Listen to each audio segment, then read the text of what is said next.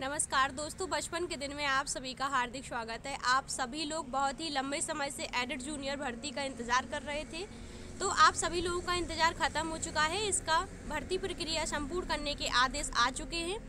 तो आप सभी लोग जानेंगे कि इस भर्ती में कौन कौन आवेदन कर सकता है और इसकी अर्हता क्या है।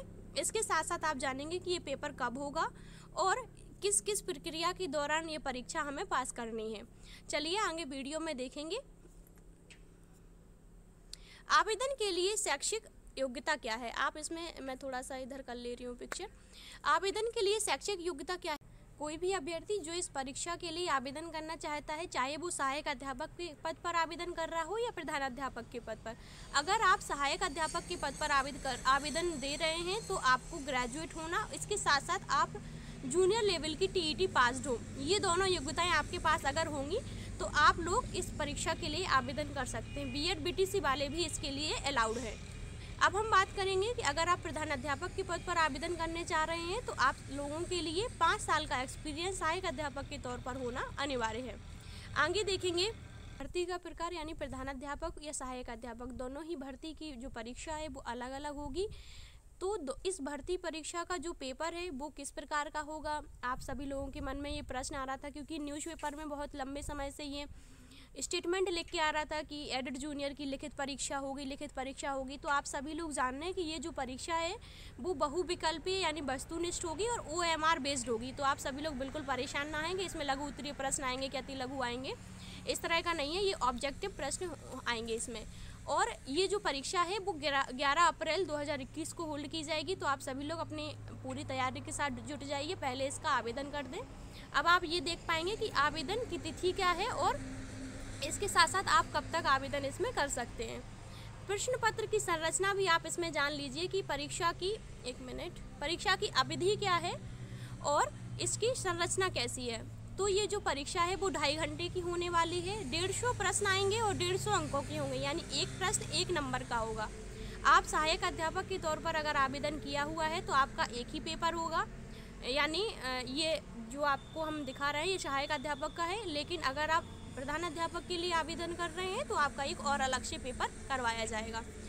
पहला जो प्रश्न पत्र होगा वो सामान्य ज्ञान का होगा, जो सभी के लिए अनिवार्य है। 50 प्रश्न आएंगे जिसमें। और जो दूसरा प्रश्न पत्र है उसमें आपको चूज करना होगा भाषा, गणित, विज्ञान, सामाजिक विज्ञान में से, क्योंकि ये जूनियर लेवल की भर्ती है।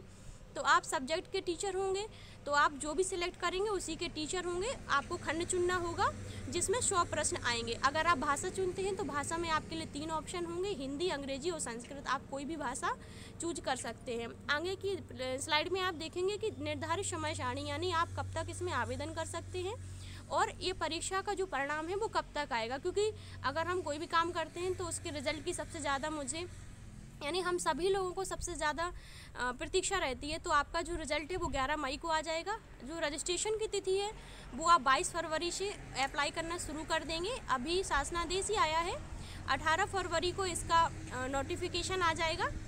22 फरवरी से 8 मार्च तक आप आवेदन कर लेंगे और इसके बाद जो फीस सबमिशन की तिथि है वो 2 दिन और रखी गई है।